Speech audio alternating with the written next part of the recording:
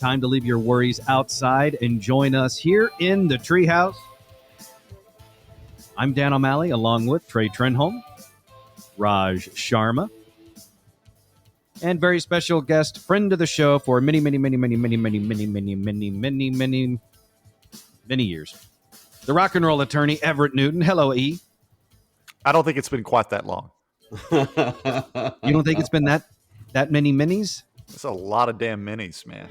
Well, I mean, if we're being technical here, you are the longest running cast member of the show. Yeah, but it sounds like you're referring to something that happened during Civil War times or something when you throw that many. Well, no, the show hadn't been around that long. But, I mean, you started on the show back in the late 90s when it was on the Eagle the first time. It was a different millennia. That's true. That's true. You're the only surviving cast member from the previous century. If it was the Beatles, you're Paul. Mm-hmm. That's right. That's right. And I think we all know who Lennon is. We got a couple of Mark David Chapmans. Yeah, we do. So once again, welcome into the Treehouse.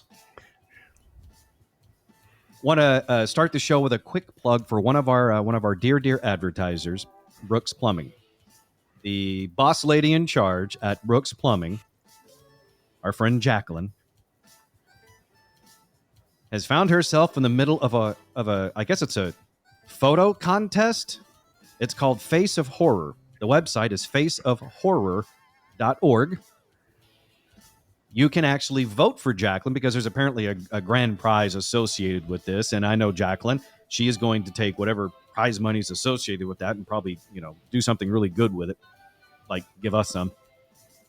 So you can go to the Brooks Plumbing Facebook page and find the section where you can go to vote for Jacqueline because it's very specific. These online things are very odd. They're like a specific link you have to follow to vote for Jacqueline in the Face of Horror contest. I don't know if y'all have looked at her pictures very much. I saw one photo that I think the first post that she did on Facebook, but that's all I've seen. I looked through her photo shoot and I shared it. I want everyone to vote for her and obviously support the people who support the show. But there is a lot of similarities between a horror photo shoot and a bondage softcore porn photo shoot. So I guess I need to do a little more research on this contest. To me, it looked like the cover of like an erotic horror novel, like that you would get at like you would get at the bookstore, or like an upcoming like a true crime still, like on the next episode of this or whatever it is, like, or sort of like a really graphic reenactment from Unsolved Mysteries. Yes. Yeah, that's so I didn't like where they show the reenactment of the murder scene, and then when they cut back to Robert Stack, it's so graphic, even he's kind of sweating. Like, whoo, man! Yeah, it was like erotica horror. If that, I don't even know if that's I'm sure it is. I don't even know why I said that. I don't know if that's a genre, but I'm sure it is. I think it goes back to Rule 34, the Internet Rule 34. If it exists in some fashion in the real world online, there's porn for it. Oh, okay. That's the short version of it. So it's like if I'm trying to think of something, ridiculous, like bird watching. I guarantee you there's bird watching porn somewhere. That's Rule 34. Now I will contest that. No, there's not. There, you can't. I will bet you don't think that in the history of porn, especially all the online, that there's been some porn scene shot where the helpless girl is out watching birds with her binoculars and then all of a sudden spots something else. you sound like you've directed something similar. I haven't. The Rule 34 is absolutely correct. Mm-hmm. Okay. If it exists in real time, there's a porn for it. I mean, good God. I mean, there's anime. Yeah, I mean, they're okay, but that like I don't understand, but I know there have to be people that are into cartoons, right? That just sounds like something That exists. right. Felix the So cat. that was out of nowhere, but okay. Yeah. Felix the cat. No, there was some kind of cat porn cartoon thing. It was not Felix. Do you know what I'm talking about? This is like from the 70s. It was like a No, spoof on Felix the cat. was it like Feely up the cat? Fritz Like the I don't know. cat. Fritz the cat. Fritz. I like Raj's version better. I'm surprised they didn't go with that. You've not heard of Fritz? I have not. No. Yeah, Trey? cartoon porn. No. Cartoon porn. You know what the sad thing is I have no problem Googling that because my search history on this show is so wild. So it really doesn't even matter anymore what I search for, because I mean, if there's any sort of an algorithm, like it already knows. Okay, Dan's on the radio or doing the podcast again because he's searching for some really weird stuff. Yeah, you like Dan. You can't like. I just joined the show full time. But like I'm just assuming like you can never get busted for a crime where they have to take your laptop or your computer. Well, not me. There you got it. When I said it, I was like, But no, like when they're like a murder or whatever, and they're like, we got to see what he was searching before he killed this person. Yes, because they would just do your search and be like, oh yeah, he definitely murdered that person. Yeah, in the weirdest possible way. Yeah. It's amazing some of the searches, though, people undertake when planning a murder. You know, like they have no forethought that this might potentially come back to haunt them. You know, how to strangle Trey Trenholm with my bare hands and kill him. You know, things like that. And people, or my favorite is Googling how to plan a murder, like just in general. Yeah, Right. so that's one of the bits that I talk about on stage because I'm addicted to investigation discovery. Like that's my favorite show. And I'm like, man, it's just white people killing white people. It's fantastic. Like that's why I love watching it, because you guys, like, white people will recruit people, and people, like, I can't get people to help me move on a Sunday, and these guys are like calling like, hey, we had a family meeting and we've all decided Nana's got to go, and everybody there is like, cool, man, and everybody gets a job, and somebody's like, what do you need me to do? Is like, can you run by Walmart and pick up tarp and a rope? And they're like, yeah. And nobody thinks there's cameras. That's the best part. Well, and then everyone immediately flips on everyone else once they're arrested. Yeah. It's like there is no loyalty here. Yeah, I do know there was something that was. It seems like an obvious thing, but Captain Howard, a board member of the Listeners Foundation and a very strong friend of the show, he told us many years ago, I think before he retired from the Dallas County Sheriff's Office, he told us some really groundbreaking information, and that is criminals are stupid. Yes. And while it seems very obvious, and I'm sure Everett will have plenty of evidence to support this, we give criminals too much credit sometimes. Sometimes they're just really, really dumb. And they'll search for things like how to rob bank, how to murder Trey, how to avoid helping Raj move. And for whatever reason, they think it either goes away or maybe they're not even thinking at all. I have no idea if they have that ability to think that, hey, that could be used against you. Yeah, and it's not like the good old days where you could just murder and get away with it. It now there's so much forensics involved. Like you can't sneeze near the crime scene and they'll be like, well, your DNA was all over it. Like I sneezed 3 blocks away. The wind cared because the wind direction that day was going whatever. And then you're just sitting in jail. Like, what happened, man? It's like, sneezed. Mm-hmm. And that's when the investigating officer comes in and is like, we found your booger at the crime scene. So it doesn't have to be your booger. It could be your dog's booger. Yeah, you're right. That's one thing that the CSI shows don't do. They'll focus on fibers and actual DNA, but I don't know if they've ever had the booger case. But I was watching one yesterday where the guy like he was going to walk. It was just guaranteed. He just there's two things. He left his jacket at the crime scene behind the door, and it ended up in a still picture that the media used to cover, their newspaper used to cover the murder. They're like, this was the crime scene photo, and somebody was like, oh, he was wearing that jacket at the bar, and now he's not wearing that. And number two, on the suicide letter, there was no perspiration because most people sweat when they write a suicide letter, and there was no perspiration. And then he licked the envelope. So, Everett, have you ever had to defend someone who was that just seemingly obviously dumb? Yes. I told you he would know. It's My like, but, favorite- go ahead. Ian. I watch a lot of the same shows that you do, Raj, and I think it was an episode of the First 48 where a guy left his prison ID at the scene. Not just his driver's license, which would be, great in and of itself, but his prison ID. It just speaks volumes. It's like there's so many stories here to be told. At that point, you might as well just like slice open your finger and write in your own blood on the wall, "I was here. I did it."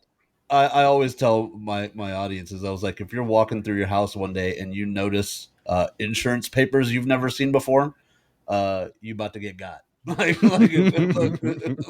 if you walk by, you're walking through the kitchen, you see on the counter like, hey, I didn't know we upped my life insurance. You're like, you might want to go on a vacation by yourself, like, because he's about to kill you. That's a fact. I mean, hell, Everett, didn't you have a client that like robbed a Jack in the Box in order to get the money to pay you for another crime he had committed? That was never proven. The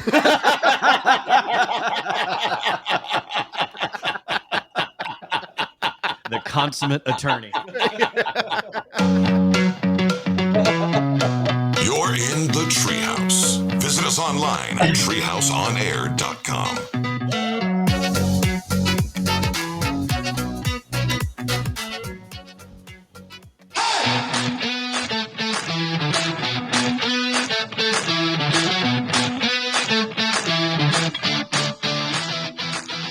You're listening to the Treehouse.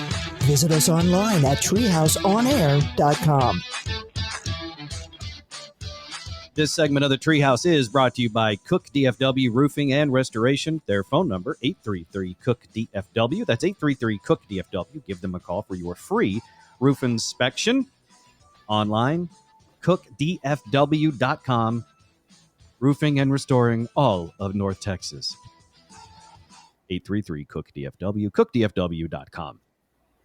So I did a little Googling because we got a little sidetracked. We started out with, horror porn and then went off into, like most podcasts, into true crime. But to steer us back into our lane of stupid, I Googled Fritz the Cat. And the first thing that comes up is a still image, or actually, I think this might be a movie poster.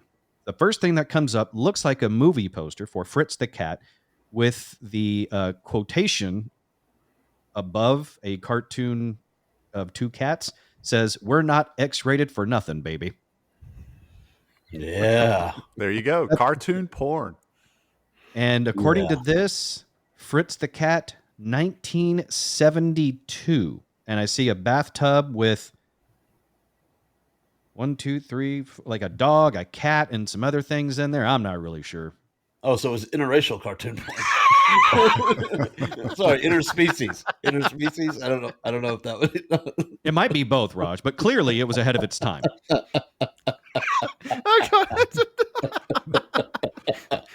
Blacks on You cats. see what you did, Raj? You made Trey speak in tongues. What'd you say, Trey? Blacks on cats. Oh, wow. It would be Trey Trenholm. Uh-huh. That was not Raj Sharma. That's No. we might be hiring you for another reason.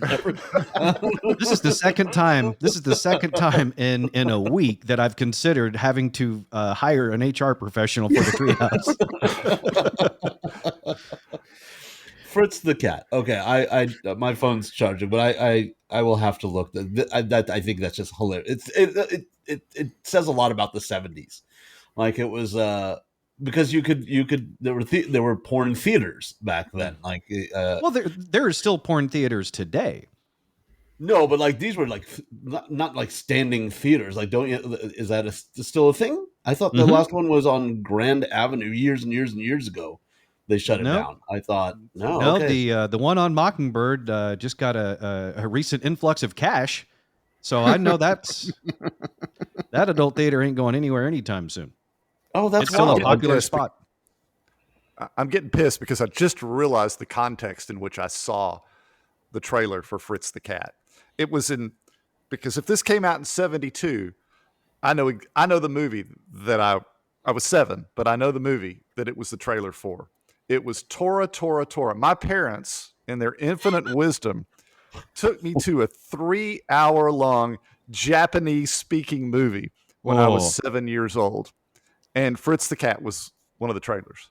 But I remember sitting there for seemingly days hearing people speak Japanese about a war. I mean, I'm 7, so what do I know about World War II? Is that traumatic event, is that what caused you to only watch the, what do you call them, Everett? I'm sorry. Films? Yeah. So is that traumatic event what forced you to only watch silent films? It didn't help. Yeah, I don't think have you seen a talkie since Tora, Tora, Tora at the age of 7? I watched Phantasm, but I turned the sound down. And I got on Spotify and I found some maniacal sort of honky-tonk sounding piano music to play in the background so I could sort of get the silent film feel. Turned on the closed captioning, get the full effect. You are an avid silent film watcher? That's the only kind of movie I watch. Oh, okay. So I'm not into talkies. With all that yammering and clickety-clacking of the gums, Yeah, I know. That's So when did you start murdering? 1973. Right after he saw the trailer for Fritz the Cat. So was it actual like cartoon cat porn, like where it showed penetration and stuff, or was it just like a hard R? Well, they didn't show it in the trailer, but I remember being curious enough about it even at 7 that I asked my parents, 17 hours later when Tora Tora ended about, what's this Fritz the Cat thing about? So, my super uptight parents had to then explain. Back then, you were able to just directly ask somebody about the random thing you saw. Me, on the other hand, if I stumble across some cartoon cat porn or the zombie porn I accidentally saw one time, I have no one to ask about that other than you guys at some point to be like, hey, have you ever seen this? Because I mean, we established it in the previous segment that if it exists in real life, there's porn for it somewhere online, but that doesn't mean you want to see it. You know what I mean? Like, I don't necessarily want to see the girl who's got binoculars looking for birds and stumbles across a cockatoo, and next thing you know, porn. Or two.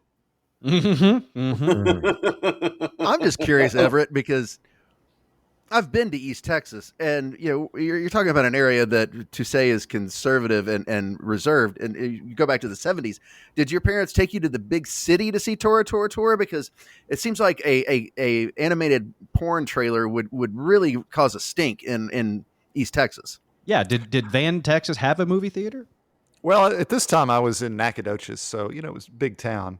Ah. And it was at the Lumberjack Theater. Those fancy academics. Yes. Those liberals. At the Lumberjack Theater. And I get Stephen F. Austin Lumberjacks, I know it's the mascot, but just come on. Like you can't name it that, like, and not expect. Cat porn should have been the least of your worries in the lumberjack theater. Like, you take that name of a movie theater anywhere else, and people are like, "Yeah, you don't want to go in there.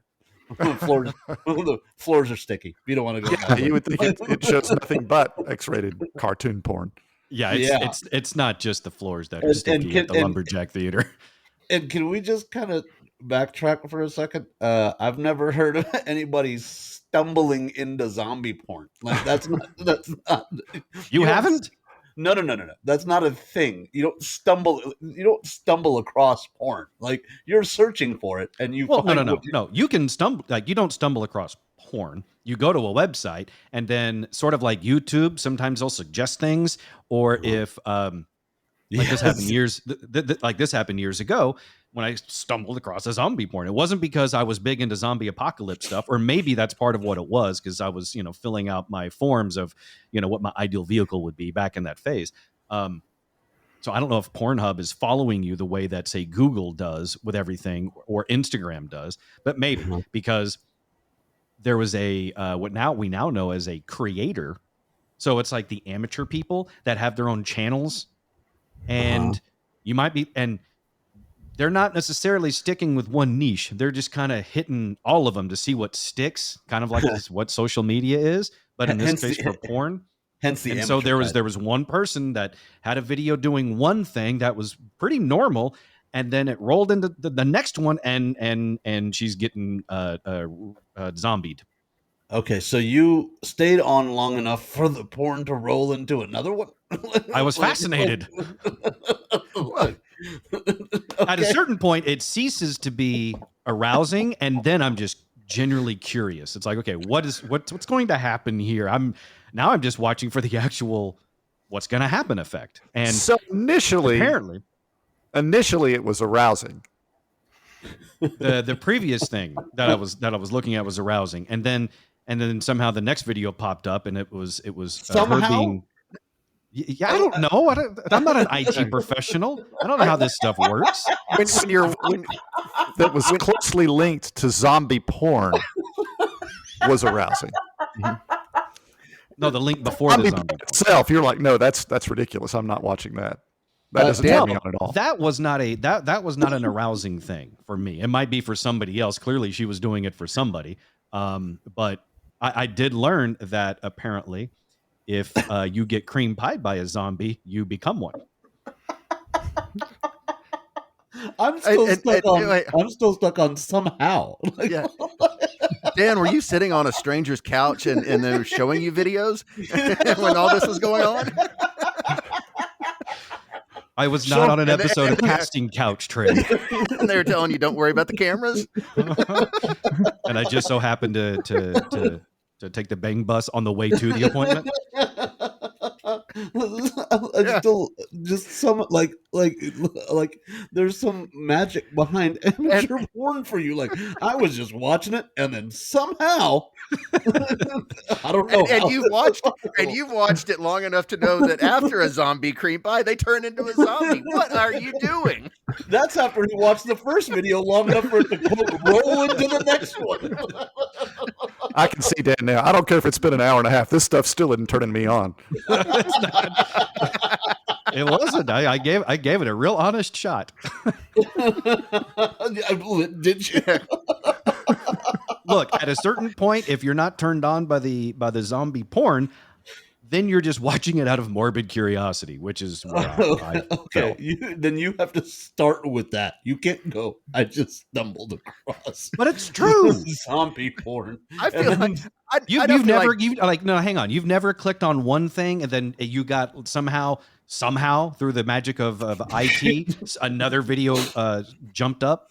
No, I usually don't need it that long. If that actually happened to me the other day on the Peacock channel when I was trying to hit play on one TV. I was trying to hit play on watching the Cowboys game on Sunday night, and right as I'm hitting the OK button to hit play on the Cowboys game, the little tile across the screen slid to the Chucky series, and I accidentally hit play on the Chucky series. So it's not like it's not like this stuff never happens. It happens. You can the same way I stumbled across zombie porn, I stumbled across the Chucky that series.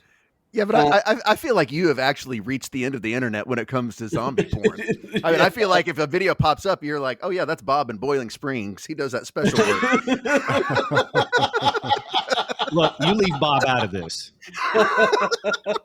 He is an artist. Dan got so far that when the movie said the end, it was the internet. It was like the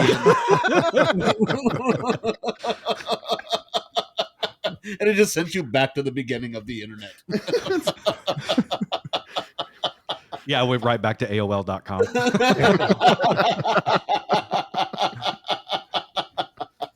There are times I have felt like I've reached the end of the internet. That is one of those where I will say at the end when I saw the zombie completion and then the girl turned into one because he cream pied her. That was a very interesting moment in my life where I realized, okay, I just watched that, and I watched it again. Wasn't out of any sort of arousal seeking at that point. It was just okay, that exists, and because it exists, it's kind of like watching a train wreck. I have to watch it. Yeah, it wasn't of arousal seeking at that point, but previously. It was a different video. It was something else entirely non-zombie related. It was just very normal.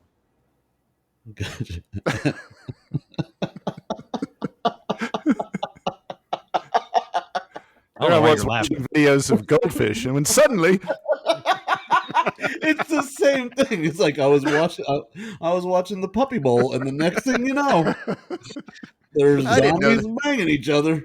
I didn't know the Teletubbies did that.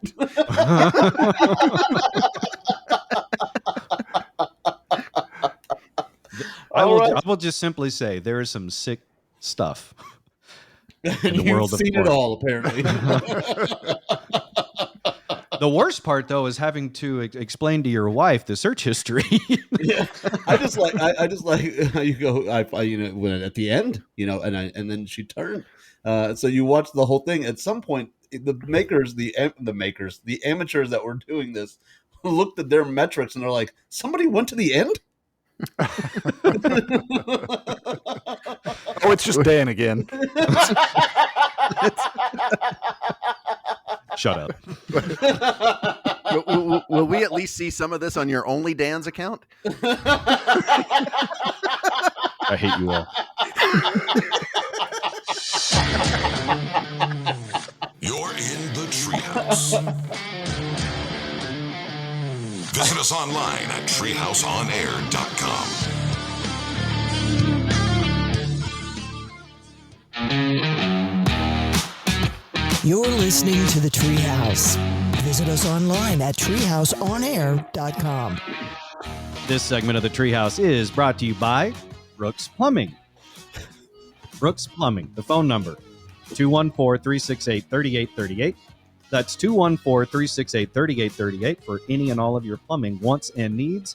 Give our friends at Brooks Plumbing a call. The website as well is brooksplumbingtexas.com. I'm going to have a serious conversation with Jacqueline for getting me in all this trouble. But I would like to take advantage of all this porn talk to share with you a story Trey sent me earlier today. And that is about a retired doctor's luxury yacht was raided last week and was allegedly the set of pornographic films, according to the Nantucket Current. They found the bang boat. They did. And the man that captains it is from Nantucket.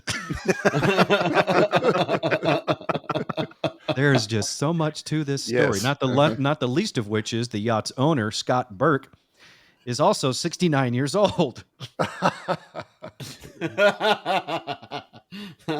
He is facing drug and weapons charges after police said they found drugs, guns, and prostitutes on board during a wellness check in Nantucket Harbor.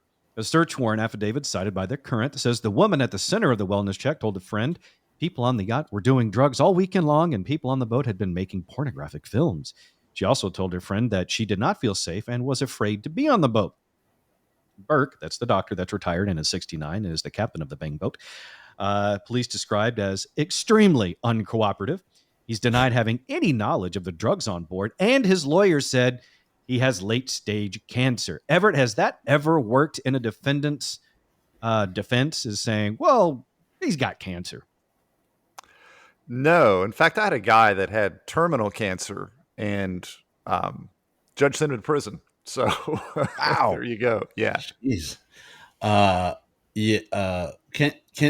Wouldn't you, as a defense lawyer, go, well, those were just props for the movie? Yes. Yeah. I use the props argument frequently. See? Yes. Yeah. See? I knew something law. Yeah. It's See, Raj, there's still time to make your parents proud. That was my dad. My dad didn't want me to go to law school. He's like, you talk so much, you can go. I'm like, all right, that works. I think there's more to it. I think there's more to it than talking. But no, it's just a word. It's a word count thing. Yeah, but I would just go. He didn't know. He's 69, which is hilarious for this situation. And he is a man from Nantucket. It really does check all the boxes of seemingly a made-up story. Yes, But- it sounds like a limerick. Yes. It is. We've all heard it. Yes. I feel like we're bordering on like our own Treehouse version of the Aristocrats. There once was a man from Nantucket, but he wasn't just a man; he was a doctor. Yeah, I would go with he didn't know that the drugs and guns were real.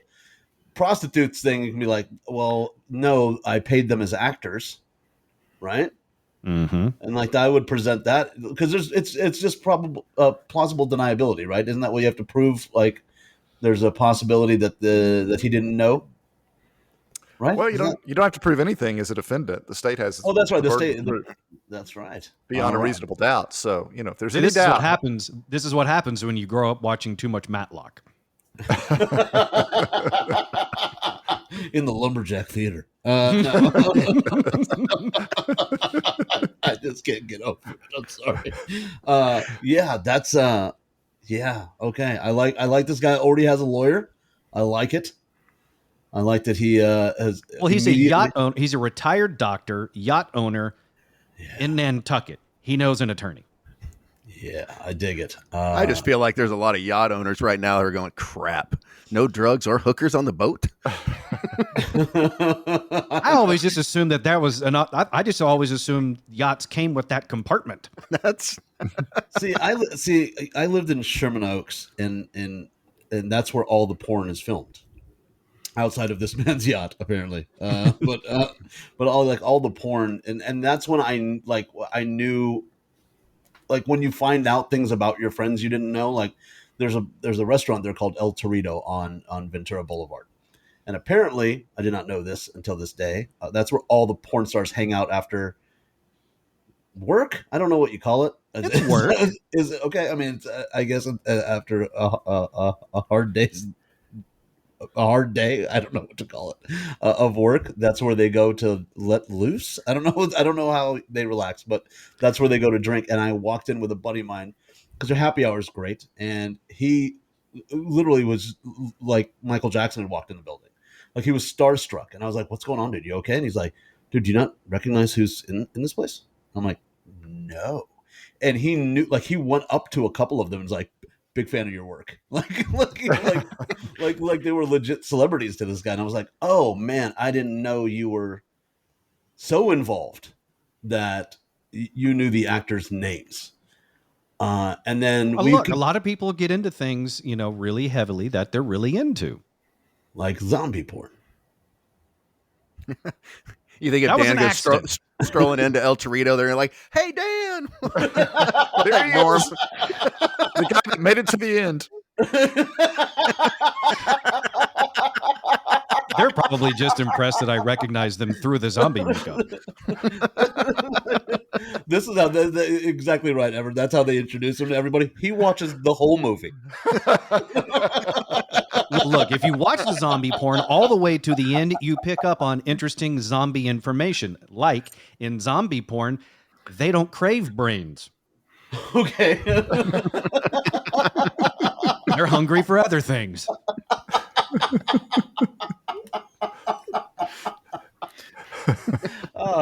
Okay. Yeah. I was just like, yeah, but we would drive by and I started I was like, okay, like you're right, Dan. Maybe he's into that's his thing, and he's got favorite actors. Sure. And then a couple months later, we're just driving to the comedy club, and he's like, and then they use that house. I'm like, you recognize the exterior of a house? That's he knew where they filmed the stuff, and I was like, wow, okay. And then another buddy of mine was a driver for the girl. He would pick up the girls from their house and drive. The drugs thing, I think everybody knows. That's an industry that's kind of flooded. But I respect this doctor at 69. The thing that bothers me about this story, though, is once again, the journalist has not asked some important questions to help round out the story. So, we know a retired doctor's luxury yacht was raided, was a set of porn films, and had drugs and guns and prostitutes on it. But at no point do they say what kind of doctor he was. Or I'm curious about these things. I said the same thing. Or prostitutes. We don't know which kind they were. Okay, and back up, Dan. I don't know if this is necessary for your visualization of the thing where you have to know weird details. Mm-hmm. If he was a proctologist, would it be makes sense now? I don't know what his specialty has to do with. Because I have an inquisitive mind, as I would think you would have learned by now. One, I am willing to watch to the end of zombie porn, not for the arousal, but for the sheer curiosity of it. The same thing with this, porn director / doctor drug gun runner guy in Nantucket. I'm curious to know what his specialty was. Was he a podiatrist? Is he a proctologist? Was he a semi-retired gynecologist, which might have worked as a defense in this case? What if he just? I'm just glad to hear. You so often you hear about people who retire and don't have anything to do. This man found his true purpose. He's got drugs, guns, hookers, a yacht. He's got it going on. I mean, say what you will, but. I mean, they say you have to have a reason to wake up in the morning. That's right.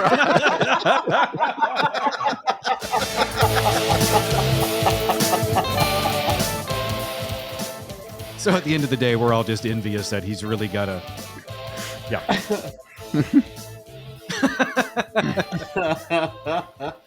Everett, thanks for joining us in the Treehouse.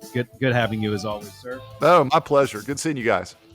Be sure to follow all things Treehouse at treehouseonair.com. You can also follow us on social media at Treehouse On Air. For me, it's at Dan O'Malley. For Trey, at Trey Turnholm1. For Raj, at Comedian Raj. And for Everett Newton, it's at Everett Newton Attorney on Instagram, but at Everett Newton everywhere else. There you go. Don't forget to like, share, follow, friend, rate. Tell your nearest doctor on a boat about the Treehouse podcast. We're also open for business. treehouseonair@gmail.com. We'll see you next time in the Treehouse. See you. Bye. See ya.